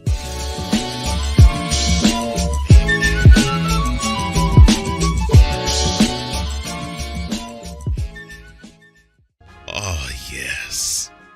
The tradition, the pageantry, the spectacle, the history, the slut. Wait. I gotta rep my brother's stuff right. All my DMV soldiers, stand up! And welcome to the Commander's Gridiron Report. You want your commanders to be repped right? Well, D. Willie is your man. Commander's Gridiron Report. Every Tuesday at 11:05 a.m. Eastern, 10:05 a.m. Central on the SIRTOBA Media YouTube channel. Music by J. Cool. Where my soldiers? Right side. Commanders. Where my soldiers? Left side.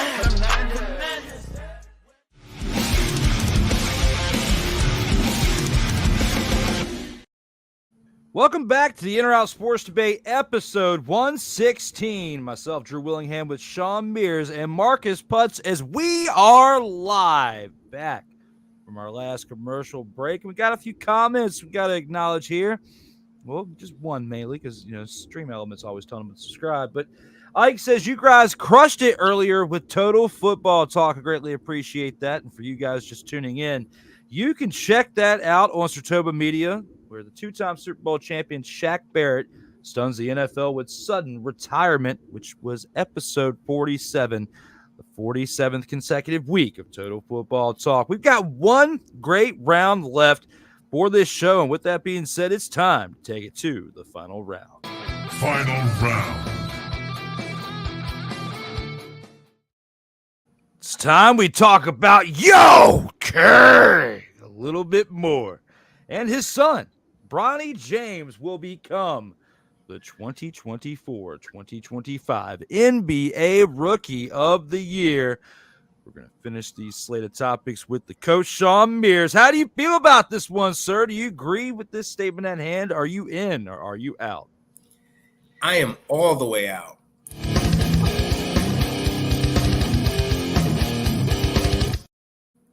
And here's why. Corporate nepotism has been going on for years. As a matter of fact, hell, if my son wants to work at my job, I'm going to try to get him in too. So I'm not mad, not by any stretch of the imagination. But to give Bronny James so much, or to put so much pressure on that young man, I think it's unfair. To ask him to be the Rookie of the Year, I think that's unfair. I don't even know if he's going to make, well, he's going to make the roster, but I don't know if he should make the roster. He should be a two-way player. He should start off in the G League and work his way back into basketball shape. And I say that to say this. I always want to back it up with stats. There are three players that I want to highlight that should have gotten drafted before Bronny James. And they play the same position that Bronny James are, and they are actually a little bit bigger in both height and weight than Bronny James, which that's my point. Bronny James is a little small. And if you're going to be 6'1", 6'2", you got to be AI, or you got to be Ja Morant. You got to be jumping out of the gym, and he's just not. So my first player I bring up is Trey Alexander from Creighton. Trey Alexander from Creighton, 6'3" guard. Averaged 17 points, 5.7 assists a game, went undrafted. Go figure. Reese Beckman from the lovely University of Virginia, averaged 14.3 points a game, 3.7 assists, undrafted. Boogie Ellis from Bronny's own team, the guy who Bronny couldn't start in front of. Oh, yeah, I'm sorry about that. Yeah, Boogie Ellis, the point guard of the USC Trojans, averaged 17.1 points a game, 4.8 rebounds, and 2.1 assists, and did not get drafted. Don't know. I'm just out on Bronny being the Rookie of the Year because, quite frankly, didn't deserve to be there. Again, not hating on the nepotism, because if my kid says, hey, Dad, I want to go to work at your job, you best your bottom dollar, I'm going to get him in. And he's going to get a nice seat. And they better not say anything either. But in the world of which we get to talk about it, there's three guys that have proven their weight in basketball that should have gotten the nod before Bronny James. And I hate to say this, but because of your elevation before your dedication, it often shows in the stat line. So we'll see that he's just not quite ready. Not this year. Maybe next year, but not this year. Well said. You agree with him here, Marcus? You going to go out, or are you going to disagree and go in? Lord, I have been waiting on this topic for quite some. I mean, this is the cherry on top of the end of this debate. I'm with him. I'm out.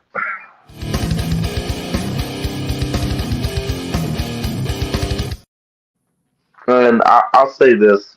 I'm not a big fan of LeBron himself. I will put him up there in my, maybe top 15 or 20 of all time. But I feel like that he plays in a different era compared to what I think, the real basketball players came from. Bronny, I don't have all the stats, but I did some research and stuff before the show. And Bronny, it was a joke. The numbers that he put up for the year that he was in college. I mean, like you said, like Shawn mentioned, Boogie Ellis should have definitely been drafted before him. Also, I was kind of shocked because I watched a lot of the college finals, and I don't remember his name, but the center that played for NC State, absolute monster. I don't know how he went undrafted. So of course, coming from baseball also kind of correlates because there's a lot of I call it daddy ball that goes on in baseball, and I think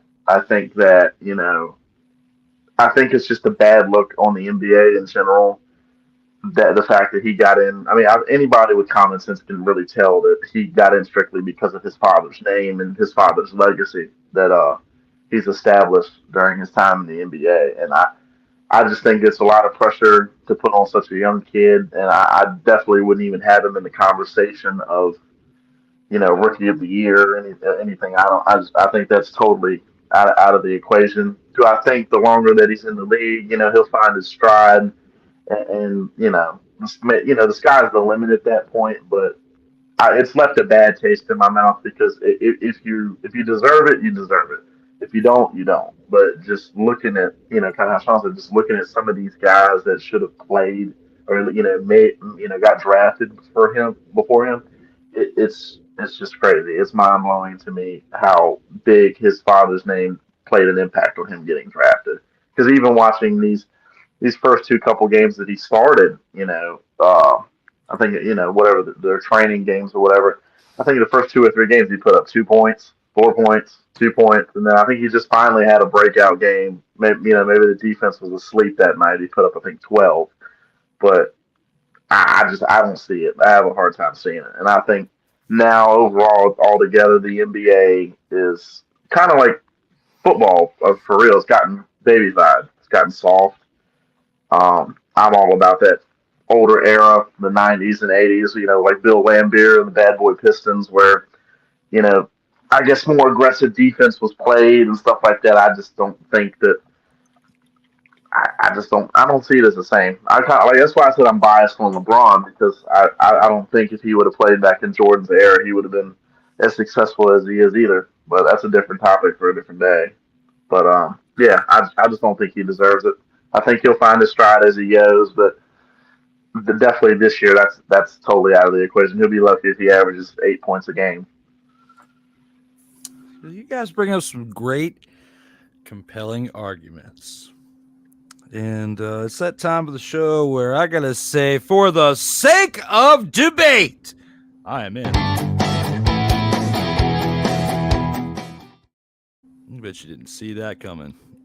I'm not even sure if I saw that coming before we got here. But for the sake of debate, we're going to take this into a statistical category. Yes, he drafted Dalton Connect in the first round, and he is going to do great things. But people, you see how upset you are about the nepotism now? When Bronny starts to come in, he's going to not play all that great when this season starts. They're going to go ahead and get that first game of father and son playing together over with. They're going to send him. They could potentially send him down to the G League for a little bit, or at least that's rumblings in the dark, even though there's other rumblings in the dark that the way his contract is structured, that he's probably going to ride the bench and stay with the Lakers throughout the entirety of this 82-game season. As the season goes on, air quotes, for the sake of debate, okay?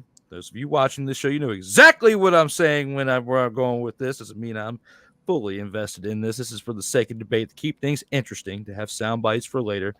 As the season goes on, Bronny James is going to improve. And Bronny James is going to score point after mother-fathering point. We've seen him go 0-15 or 0-16 in the G League before he made his first three-point shot earlier this past weekend. It was either Friday or Saturday in one of the Summer League games. He's going to continue to get better and better as time moves forward. And if you really think nepotism is at its all-time high right now, it is not only going to be at an all-time high when we get to this point at the end of the year when they have to vote for Rookie of the Year, but they're going to vote for Yo Kang Son as the NBA Rookie of the Year, just so LeBron is more inclined to stick around to be there with Bronny for year 2 and to be his starting off as age 40 going into 41 season the following year in 25 to 26. Because then, if he does that and enjoys playing with Bronny at that point, you know what's going to happen after that? For the third year and potentially LeBron's then final season in 26 to 27, Bryce, his youngest son, will be in the NBA, and they may be able to pull some strings to make sure that they all play together in Laker Nation. And then we can see something even more special where you have a father playing with not only one, but both sons in the NBA at the same time. And the cards have to fall first with LeBust James Jr. getting the NBA Rookie of the Year award for the sake of debate. Now, what do you guys think about the potential of that happening right here and now for the 2024-2025 season? I'm not sold. I think what will happen will Bron will kind of leave, and Bronny and his other son Bryce will end up playing in the NBA, but not on the same team. What I do predict is that LeBron James, after retirement, will go into league ownership, and he will try to bring an establishment to Las Vegas. I think that's going to be the ownership team that he's going to be a part of. And I think that's going to happen sooner rather than later. And I think that's what LeBron's going to leave after this year. And he's going to go that far.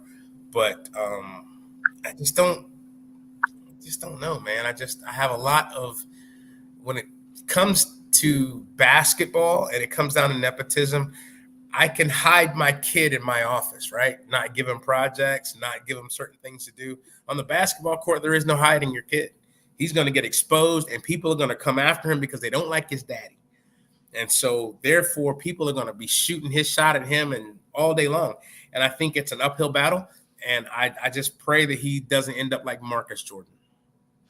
Very true. Marcus and Jeffrey Jordan, both of Michael Jordan's sons. So very, very good point right there, Shawn. I see where you're coming. That's why I said in air quotes, you already know being here on 114 what the forsaken debate means, okay? But we all can't go into each one agreeing like we did with the first round. I mean, I had to spice it up a little bit. But I don't know if I agree with a lot of what you said and with what Marcus said outside of the forsaken debate statement, right? I'm not so sure if LeBron's going to hang it up after this year or not, because last year they didn't have a successful year, but the year before that they were just in the Western Conference Finals. Very similar team to what they had 2 years ago. They've experienced some hiccups in last year, and they didn't pick up any big names this offseason except for maybe Dalton connecting with what they got in the first round, and he is looking like he was worth a first-round selection here and what he's been doing in the Summer League, okay? Now, Bronny James did put up some scrub numbers in college, but we'll never know had he not had that cardiac arrest if he would have been able to improve and gotten better, which could have changed his whole draft stock, which could have changed how we look at him now.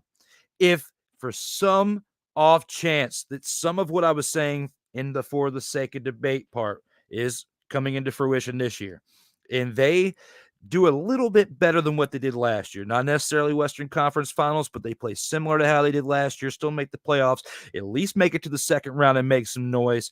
I don't see LeBron hanging it up after this year because, remember, he signed a 2-year extension.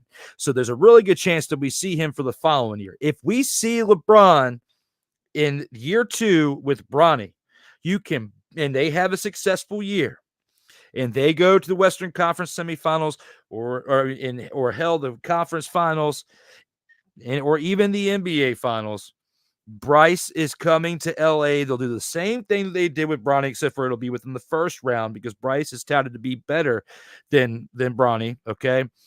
Rich Paul's going to do the same thing, threaten for him to go play overseas to where he gets drafted by the Lakers with their first overall selection.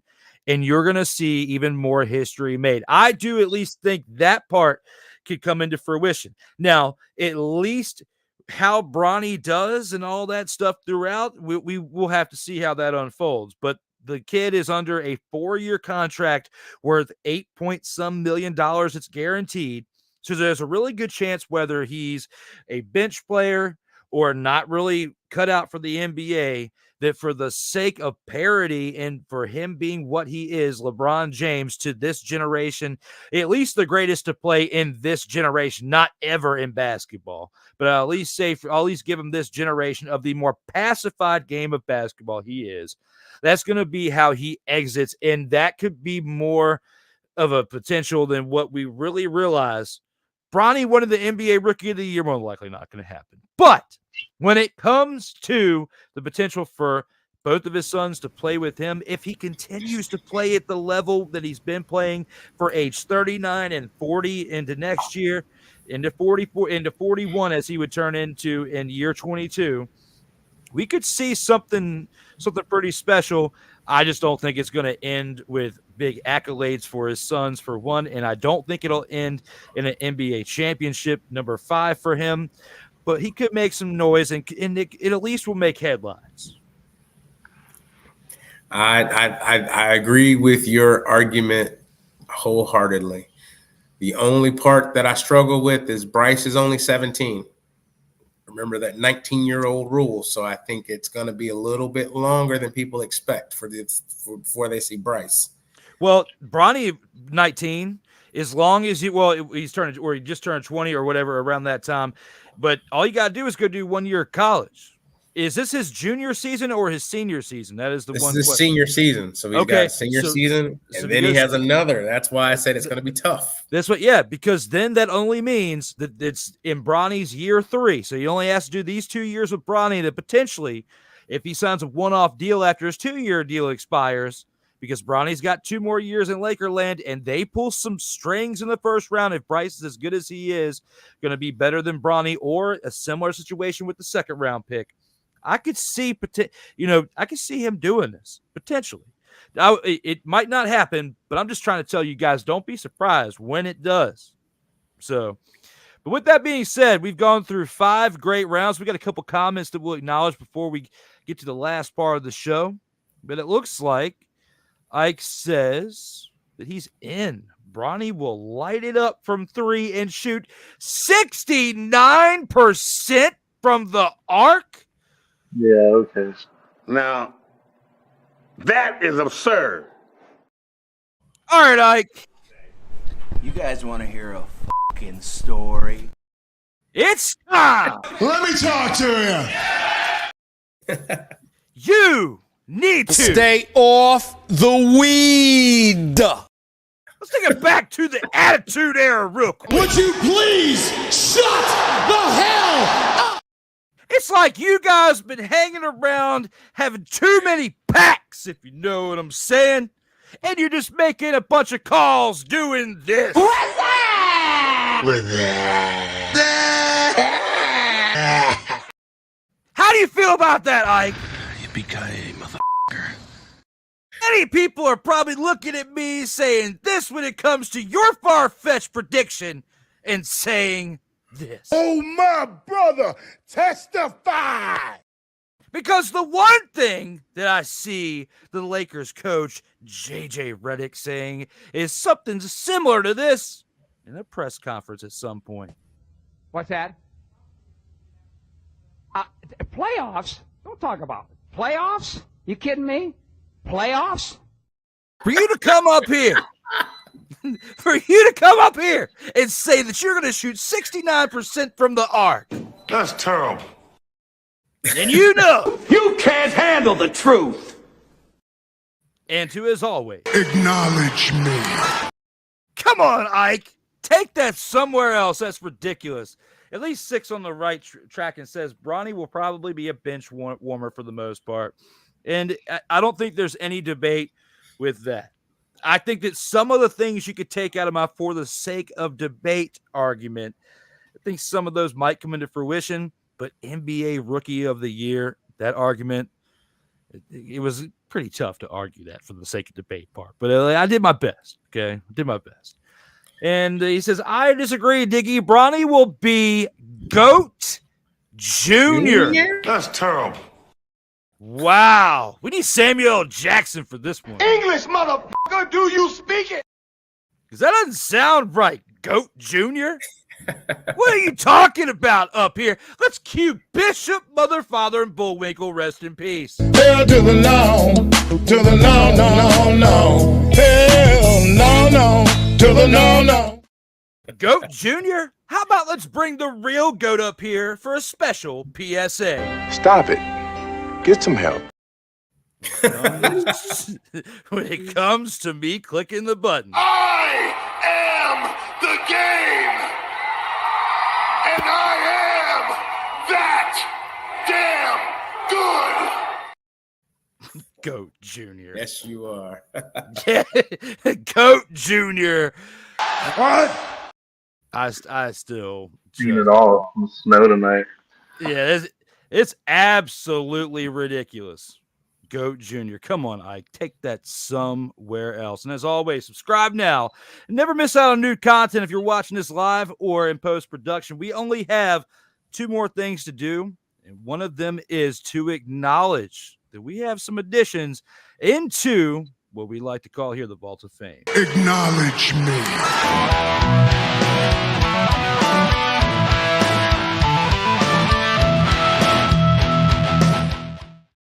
And here with the In or Out Sports Debate Vault of Fame, it's time to induct Shawn Mears is now a 2-time Vault of Fame inductee with episode 116. Right behind him, we got Marcus Putze is now locked in the vault. You'll have to stay tuned to see his entry into next week's Vault of Fame going forward as we pay homage to everyone who's partaken in this show. And now the leaderboard has been updated. 44 panelists have been on this show through 116 episodes. 18 of them have been on here once. 12 have been on here twice. 6 of them have been on here 3 times. Got 3 panelists who've been on here 4 times. Corey Mann is in 5th with 6 appearances. Darrell Owens in 4th with 7. Kyle Nash in 3rd with 13. Rob Johnson in 2nd with 16. And Joey Raymond leading the way at 19 appearances here on this show. You can check out the show on Facebook, Instagram, X, or on YouTube with these handles listed right here, or on SIRTOBA.com, where the struggle is real to be awesome. That being that logo right there. We've only got one more thing to do before we take it on home, and that is take it to the final word.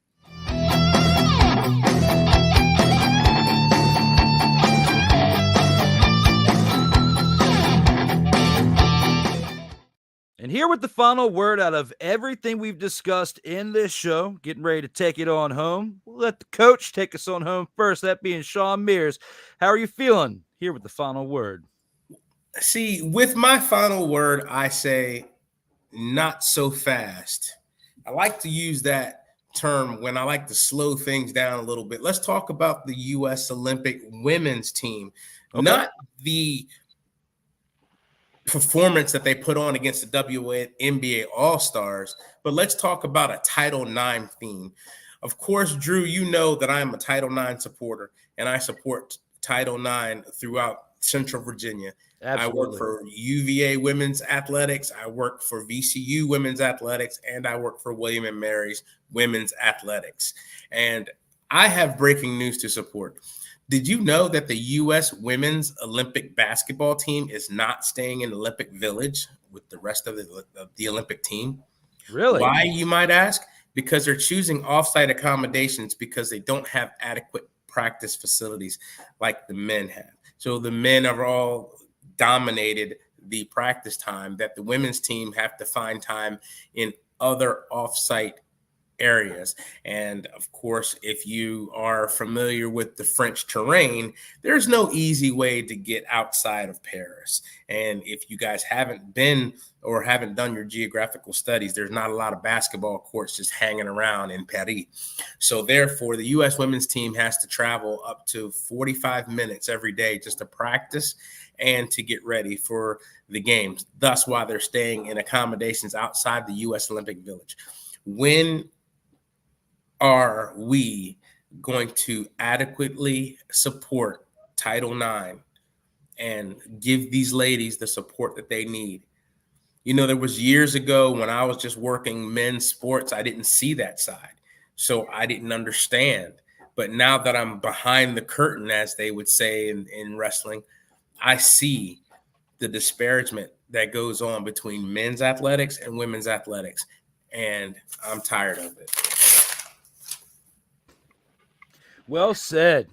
Very, very well said. You know, I've got definitely some old credentials from where I've covered the WNBA finals from back in the day. I could pull those units on out here, but you already know I'm definitely an advocate for women's sports, and especially when it comes to the game of basketball, because it's only been recently that they started getting their flowers when it comes to evolving within sports. So I'm with you, especially on that when it comes to Title IX. Very, very well said to take in that direction for this final word, Shawn. I'm totally with you on that. And Marcus, how are you feeling there, sir? How are you going to take this into your final word?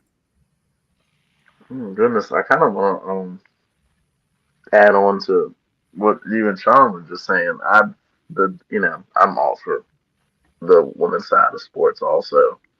As far as like the WNBA, I do like how this year it's taken off, having that whole rivalry between Caitlin Clark and Angel Reese and stuff like that. I feel like that whole rivalry back and forth between college and even now that they're in the pros is added a lot of excitement to the game. I know for years there was talk about how the NBA funded the WNBA a lot, like as far as because they weren't drawing much of a crowd. But I feel like now that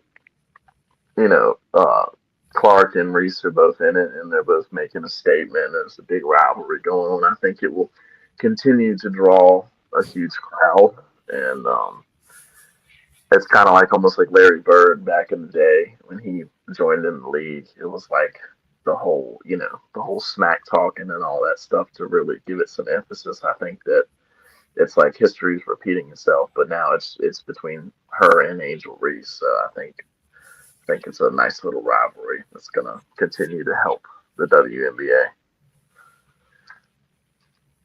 Very well said. We'll definitely see how things pan out within the WNBA, for time to come. But, you look at that All-Star game, I guess you could say, between the All-Stars and Team USA.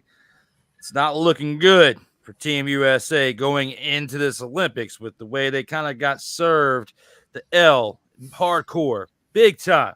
And with that being said, I'm going to take it into a different light here for this part of this topic. I'm going to go in a different direction, but we definitely covered some great things when it comes to Title IX and women's sports.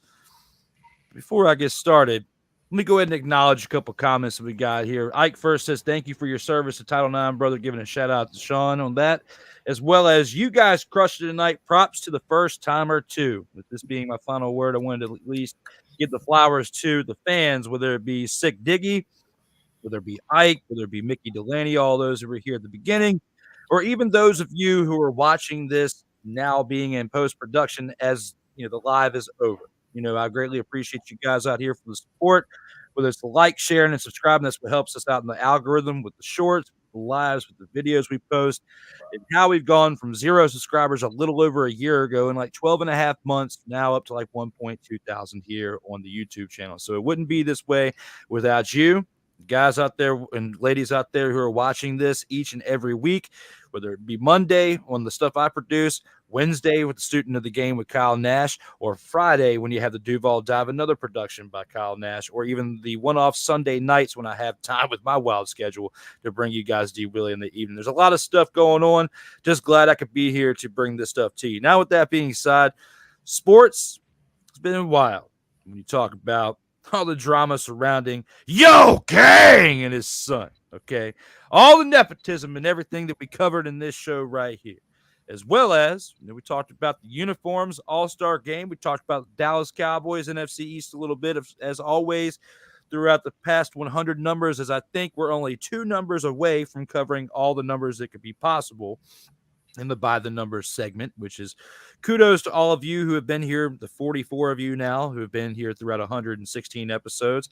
Shout out to Marcus for coming on here the first time and crushing it, in his first appearance, not really being known for working within the media like Shawn and myself in different projects, but this being the first time he's gone on a podcast and absolutely crushing it with his knowledge that he brought in many different aspects and many different sports that we covered. And we took the training wheels off as if they were never on, and he absolutely crushed it. Shawn coming up here, being a reliable panelist like he was a couple weeks back on episode 114. Looking forward to doing more work with him in the future.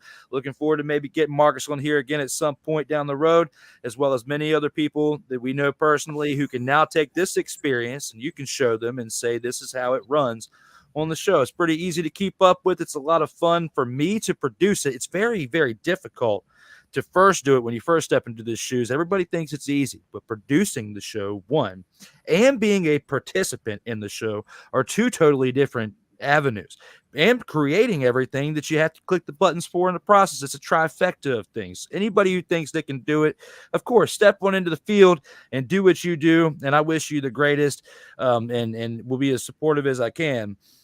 But when you think of the background and the stories, especially where I came from, for this to even be possible today in 2024 is amazing, and especially to the caliber of it being there. But it wouldn't be possible without those of you who have participated in this show for a little over 4 years as we've had this program up there. And I thank each and every one of you when it comes to sports, when it comes to basketball, football, baseball, whether it be the men's side, the women's side, even throwing in cricket players who still, I can't believe, make $5.2 million on average. I'm going to take that home as much as I can because I picked the wrong sports, okay?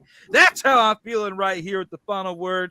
I'm very appreciative of all of you who have taken your time to be here with me each and every Monday night for a 90-minute to 2-hour show as we wrap this thing on up, put a bow on it, and get ready to send it on home. Do you guys have any final thoughts before we get on out of here as a response to everything everybody said? I do have one shameless plug if I can make it. Go ahead. You guys can find me this fall at Highland Springs every Friday night. You can find me also at UVA's women's field hockey, and you can find me also with William and Mary volleyball. I don't know how I'm going to do it all, but watch me. I feel you on that. It's tough to have these schedules the way that we have them out here and still keep the dreams alive and have fun. But you're doing it out there, brother. I'm looking forward to when my schedule lightens up to where I can get back into the field doing some things, because Marcus will tell you, some other people who have shared it, some things to mutual people that we know. I used to do some photography and videography out there when it comes to certain, high school events or even college or even up to the pros. Just got to get my foot back out there, but my current work schedule is absolutely wild. But with that being said, I wish you the best of luck. Hopefully we can get you back on here before your schedule ramps up with all that stuff. Same thing with Marcus. We've only got one thing left to do before we get on out of here, and that is look at one badass outro. For Marcus Putze and Shawn Mears, I am Drew Willingham. Everyone, as always, stay safe out here in these streets.